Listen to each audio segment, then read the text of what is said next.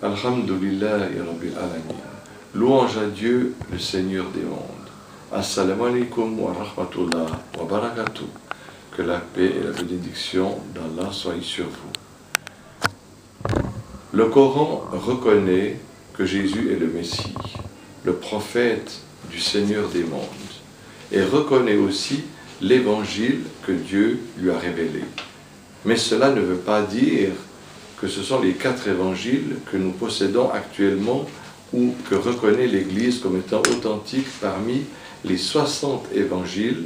Ces 4 évangiles ont été reconnus canoniques, conformes au canon, par les pères de l'Église catholique. Mais l'évangile dont parle le Coran, c'est l'évangile de Jésus, donné en langue araméenne, dans la langue dans laquelle s'adressait Jésus aux fils d'Israël, et non pas les 4 évangiles en langue grecque. Le Coran dit bien El Injil, c'est-à-dire au singulier, et il ne dit pas El Anajil, c'est-à-dire les évangiles. Cependant, pour l'argumentation et pour donner les preuves que Jésus n'a jamais prétendu à la divinité, n'a jamais dit qu'il était Dieu ou fils de Dieu ou l'égal de Dieu, je cite les paroles des évangiles. Si vous ouvrez l'évangile de Jean au chapitre 10 et au verset 30, on nous rapporte ces paroles que Jésus aurait dit « Le Père et moi, nous sommes un ». Et au moment où ces paroles ont été prononcées, les Juifs veulent tuer Jésus, le lapider. Et Jésus leur dit « Mais pourquoi vous voulez me tuer alors que je fais les bonnes œuvres de mon Père ?» Et les Juifs lui disent « Mais on ne veut pas te lapider parce que tu fais une bonne œuvre, mais parce que tu n'es qu'un homme et que tu prétends être Dieu. » Exactement ce que prétendent les chrétiens encore aujourd'hui. Or, regardez ce que Jésus leur répond, d'après ce texte que nous avons encore entre nos mains. Jésus leur dit, n'est-il pas écrit dans votre écriture, et il leur cite le psaume 82, les psaumes de David, le psaume 82, n'est-il pas écrit dans votre écriture que ceux à qui la parole de Dieu est adressée seront appelés des dieux. Donc Jésus dit bien ceux, le texte du psaume 82 dit bien ceux, donc il n'y a pas que Jésus.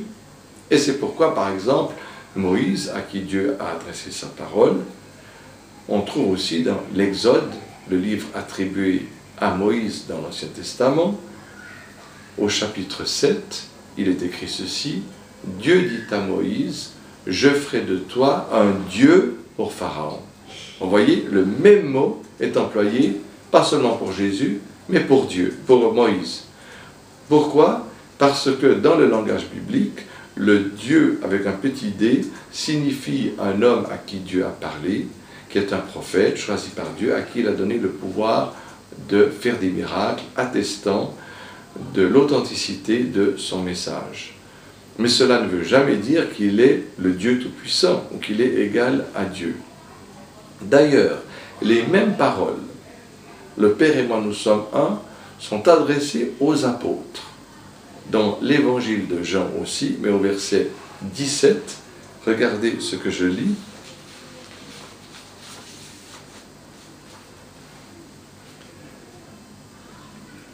Chapitre 17, versets 21 à 23. « Afin que tous ne soient qu'un, comme toi, ô mon Père, tu es en moi et moi je suis en toi, qu'eux aussi soient en nous, afin que le monde croie que c'est toi qui m'as envoyé. Je leur ai fait part de la gloire que tu m'as donnée, afin qu'ils soient un comme nous sommes un. Je suis en eux et tu es en moi, afin qu'ils soient perfectionnés dans l'unité. » Vous voyez que cela ne signifie pas du tout que les apôtres sont aussi Dieu. Et cela va beaucoup plus loin, parce que même pour les gens de Thessalonique qui ont cru en Jésus, Jésus dit exactement la même chose. Regardez ce qu'il est écrit dans la première épître de Jean.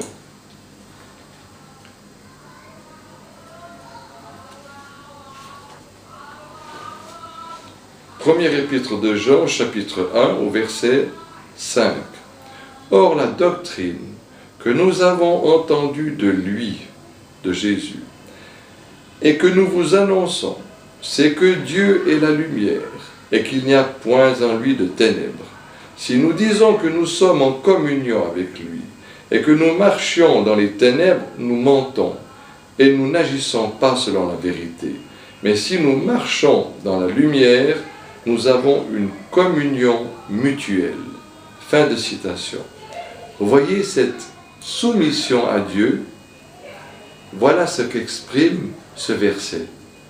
Il faut aussi comprendre les choses d'une manière qui est juste.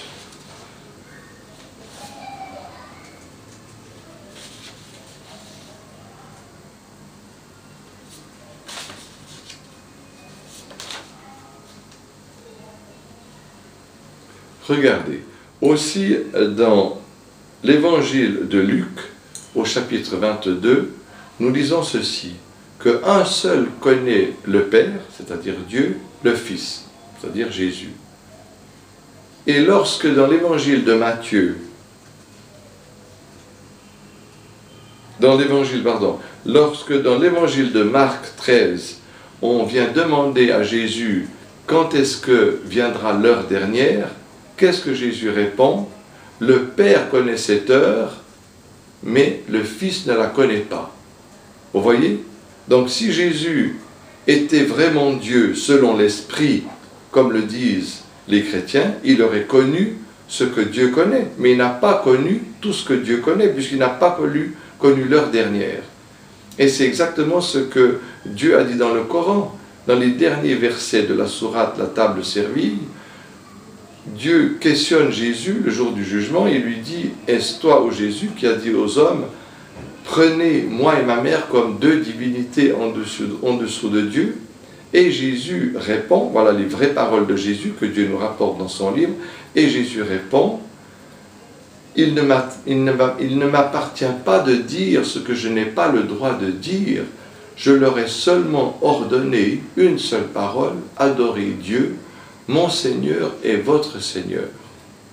Toi, ô Dieu, tu connais ce qui est en moi, mais moi je ne connais pas ce qui est en toi. » Vous voyez?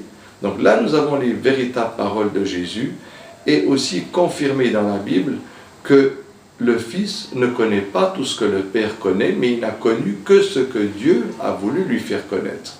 La preuve, il n'a pas connu l'heure. Il y a encore une autre preuve évidente. Alors ça c'est dans l'évangile de Matthieu au chapitre 20.